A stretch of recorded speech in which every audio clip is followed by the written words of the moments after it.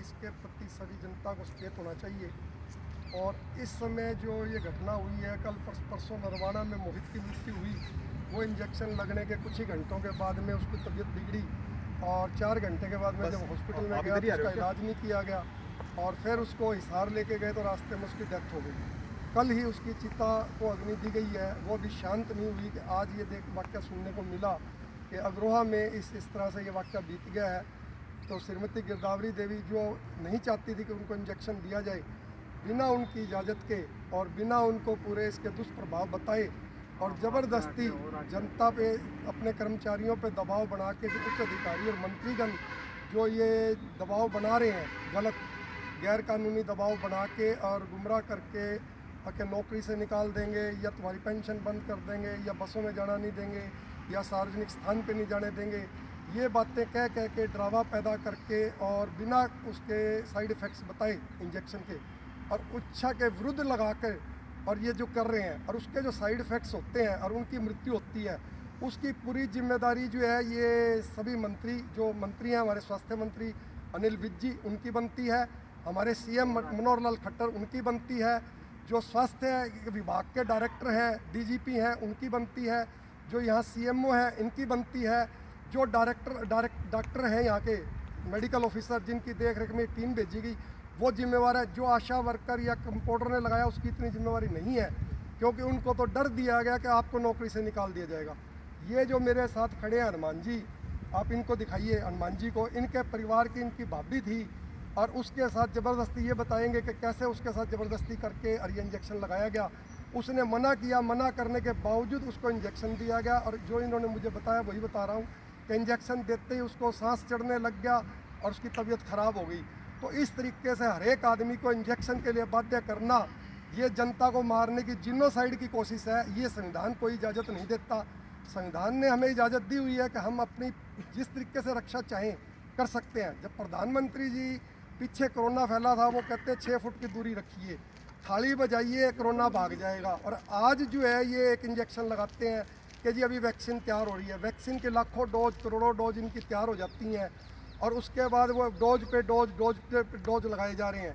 अभी हमारे chief justice of India Ramana साहब, उनकी भी एक स्टेटमेंट आई थी कि अभी ये जो है जो कोवैक्सीन है इसको रोकने के लिए बाहर की विदेशी कंपनियां बड़े ज़ोर शोर से लगी हुई थी, वो इंडिया की वैक्सीन को इजाज़त नहीं देना चाहती थी। तो उनकी इस बात से ही साबित हो जाता है कि चीफ जस्टिस महोदय जब ये बात कह रहे हैं कि विदेश की 5-6 कंपनियां हमारे देश की कंपनियों को नहीं आने देना चाहती तो कहीं ना कहीं साजिश तो चल रही है।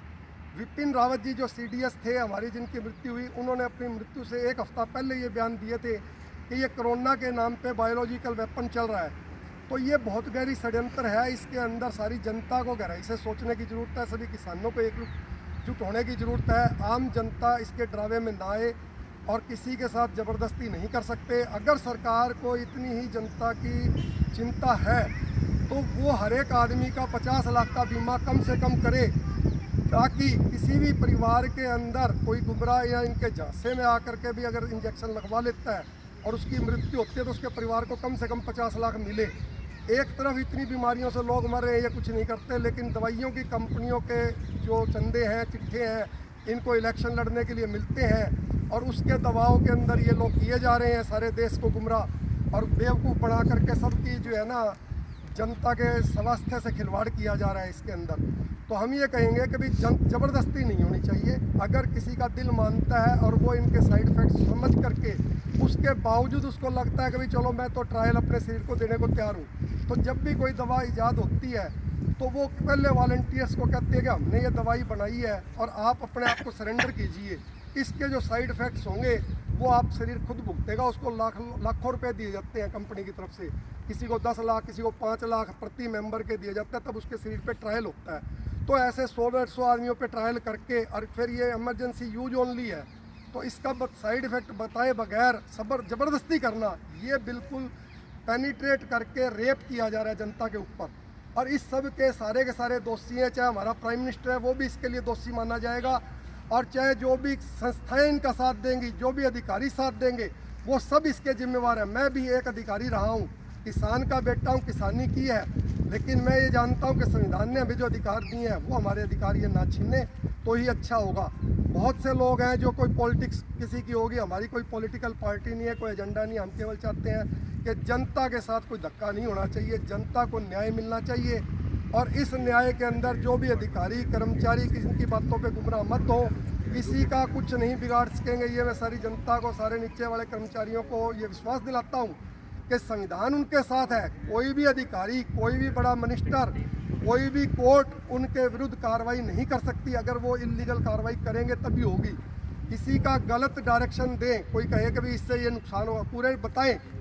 अगर फिर भी करना चाहते हैं, विज साहब आए जनता के अंदर, मंच के ऊपर आए, गांव-गांव जाएं और वो इस इंजेक्शन के जो साइड इफेक्ट बताए गए हैं वो बताएं। पहले प्राइम मिनिस्टर पहले आके बताए कि इसके ये साइड इफेक्ट्स बताए गए हैं दवाइयों के।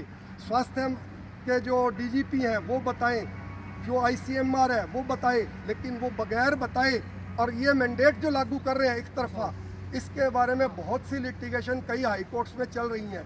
बॉम्बे हाई कोर्ट में केस चल रहा है, गुवाहाटी हाई कोर्ट फैसला कुछ ले चुकी है, मेघालय हाई कोर्ट ले चुकी है और अभी बहुत सी कोर्टों में और भी मसले चल रहे हैं। लेकिन कोर्ट में जाने से कोई सोल्यूशन नहीं निकलता।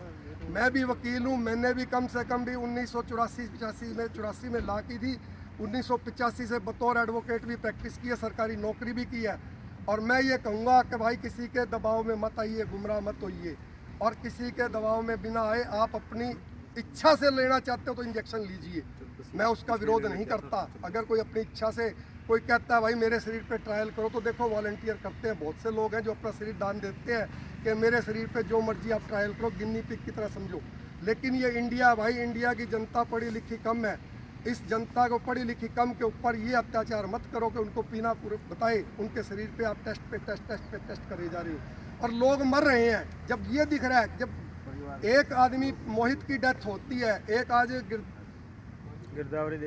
गिरदावरी देवी उनकी डेथ हो जाती है, तो ये तुरंत प्रभाव से इमीडिएट स्वास्थ्य मंत्री को, मनोहर लाल को, प्राइम मिनिस्टर को ये वापस लेना चाहिए और सारी जनता को जागरूक होकर खड़े हो जाना चाहिए। जो नीचे के स्वास्थ्य कर्मी है आज उनको दबाव दिया जा रहा है कि नहीं लगाओगे तो नौकरी से निकाल दिए जाओगे। ऐसे भाई दबाव मत मानो। शिक्षकों पे दबाव बनाया जा रहा है कि आप ये इंजेक्शन नहीं लोगे हम स्कूल में नहीं जाने देंगे। मेरा सभी शिक्षकों से भी आह्वान है कि भाई ज़बरदस्ती मत करो। कोई लेना चाहता है स्वेच्छा से ले, नहीं लेना चाहता ना ले। लेकिन इसके जो साइड इफेक्ट होंगे गवर्नमेंट पहले उसके लिए बीमा करे, 50 लाख का कम से कम एक बीमा की घोषणा तुरंत की जाए और जो ये मृत्यु हुई है इनके परिवार को भी इनका उचित मुआवजा देवे और इसके बारे में जो है जो दोषी हैं जिन्होंने ये मैंडेट लागू करवाया है गैर कानूनी तरीके से, संवैधानिक रूप से, वो सभी इसके हत्या के दोषी माने जाएंगे कल को, क्योंकि ये इनडायरेक्ट हत्या है एक किस्म से। ये जो है किसी को बगैर बताए और ज़बरदस्ती थोपना, ये हत्या की श्रेणी में ही गिना जाएगा कल को। देखो ये तो कोर्ट का निर्णय होगा कि वो हत्या मानती है, ये हत्या के लिए लोगों को गुमराह करके भेजना मानती है, तो कोर्ट निर्णय देगी कि ये हत्या है या नहीं है। लेकिन ये इस तरीके से गुमराह करके दबाव बना के इंजेक्शन लगाना और डेथ हो जाना, ये क्लियर ये दर्शाता है कि भाई ये सोची समझी साजिश है। देश की जनसंख्या को 2030 तक आधी कर देने का इनका इरादा है। तो भाई सचेत हो जाओ सारे के सारे। मैं तो इतनी प्रार्थना करूँगा जयराम जी की, बाकी गांव वाले अब समझदार हैं, सब पढ़े लिखे हैं, जो नहीं पढ़े लिखे वो पढ़े लिखे की सहायता लें, वकील सज्जनों की सहायता लें और की लें। और जो अधिकारी कर्मचारी गुमराह है कृपया वो अपने गिरेबान में अपने घर में भी झाँक के देखें, अपने बच्चों को बचाएं। ये जो अत्याचार हो रहा है, जो बाहर के मुल्कों की 5 कंपनियां चला रही हैं, इनके बुलावे में मत आएँ। ये वायदे कर देंगे आप लोगों की पीढ़ियाँ ख़त्म हो जाएंगी, ये गुलामी की तरफ बढ़ जाएंगे। ये मास्क लगवा करके हमारे को हमारा ऑक्सीजन लेवल कम कर देंगे, उसके बाद हमारी तर्क शक्ति ख़त्म हो जाएगी, हम कुछ सोच नहीं पाएंगे। ये सारी चीज़ है। अगर इनको चिंता ही करनी है तो सबके और चीज़ें सुविधाएं देना, वो कुछ नहीं कर रहे। तो ये जो है केवल लोगों को नकेल डाल के उनके सोचने समझने की शक्ति पे ताला लगाने की कोशिश है। और गवर्नमेंट किसी ना किसी रूप में लोगों को बंद करके अपना एक छत्र राज्य चलाना चाहती है। तो इस चीज़ से वो भाई नीचे उतर के आ जाए और लोगों की सोचे, लोगों की जन सेवा करें जिसके लिए वो चुने गए थे। इस तरीके का अत्याचार करने के लिए जनता ने वोट नहीं दिया था इनको कि ये जा कर के बैठ कर के चौधरी बनकर वहाँ पर मिनिस्टर बन के, चीफ मिनिस्टर बन के इस तरीके काले कानून रातों रात लागू करेंगे। ये बहुत गलत हो रहा है देश के अंदर। इसके लिए सब के सब लोग दोषी ठहराए जाएंगे। विदेशों में लाखों लोग सड़क पर निकले हुए हैं आज के दिन इस चीज़ के लिए। हम इंसान हैं, हमारे का इंसान का जीनोम जो है, हमारे जो जीन्स हैं उसको तब्दील किया जा रहा है इन इंजेक्शन के जरिए। और इसकी इंजेक्शन लगने के बाद बीमारी नहीं होगी। वो कहते हैं कि ये 6 महीने चलेगी, लाखों डोज करोड़ों डोज इनकी तैयार हो जाती है।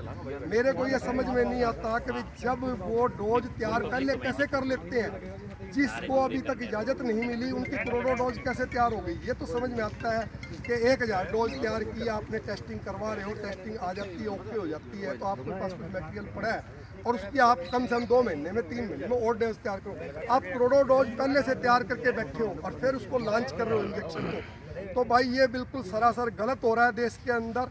इस चीज़ की हम भर्त्सना करते हैं, कड़ी से कड़ी भर्त्सना करते हैं। और इसके लिए मैं माननीय सुप्रीम कोर्ट से अपील करना चाहूँगा, माननीय सुप्रीम कोर्ट के चीफ जस्टिस से भी और महामहिम राष्ट्रपति महोदय से भी अपील करना चाहूँगा कि वो समय ज्ञान लें।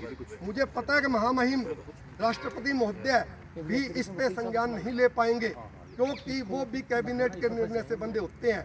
लेकिन यहाँ पे मैं उम्मीद करता हूँ चीफ जस्टिस ऑफ इंडिया से कि वो एक न्याय की संवैधानिक कुर्सी पे बैठे हैं, उनको आज कोई नहीं निकाल सकता। वो अपनी हिम्मत दिखाएं और प्राइम मिनिस्टर मोदी जी भी अपनी हिम्मत दिखाएं। अगर उनके ऊपर विदेशी ताकतों का कोई दबाव है तो मोदी जी खुल के आओ, जनता को विश्वास में लो और बताओ कि मेरे को ऊपर दबाव है ये इंजेक्शन लगवाने का। अगर मैं नहीं मानूंगा तो जनता से मेरे को इस तख्त से फेंक दिया जाएगा, विदेशी ताकतें मेरे खिलाफ आ जाएंगी। तो मोदी जी घबराओ मत, हम आपके साथ खड़े हो जाएंगे, सारी जनता आपके साथ खड़ी हो जाएगी। अगर आप पे दबाव है तो आप जनता को गुमराह करके ये इंजेक्शन मत लगवाइए, दबाव दे करके गुमराह करके। अगर आपके कोई मिनिस्टर पे दबाव है तो खुल के बोल लें कि हमारे मंत्री पद को खतरा है, हम बोल नहीं सकते, हमें विदेशों से खतरा है, हमें विदेशों से चंदा आता है या हमारे ऊपर ये दबाव है।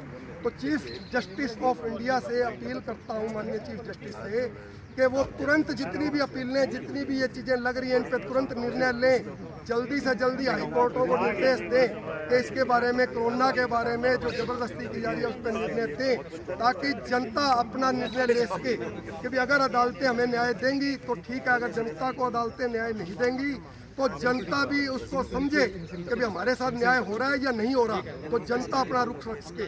तो इसी के साथ मैं अपनी वाणी को विराम दूंगा और ये कहूँगा कि भाइयों सचेत रहो, सोच समझ के सारी बात समझे बगैर गांव में कोई भी धक्का करे उसके धक्के में शामिल मत हो। घबराने की जरूरत नहीं, अपने अधिकारों की रक्षा आप खुद करोगे तो रक्षा होगी, नहीं तो आपको इंजेक्शन लगा के गिन्नी पिग की तरह ट्रायल किए जाएंगे और इसका कोई अंत नहीं होने वाला। जय राम जी की। मेरा परिचय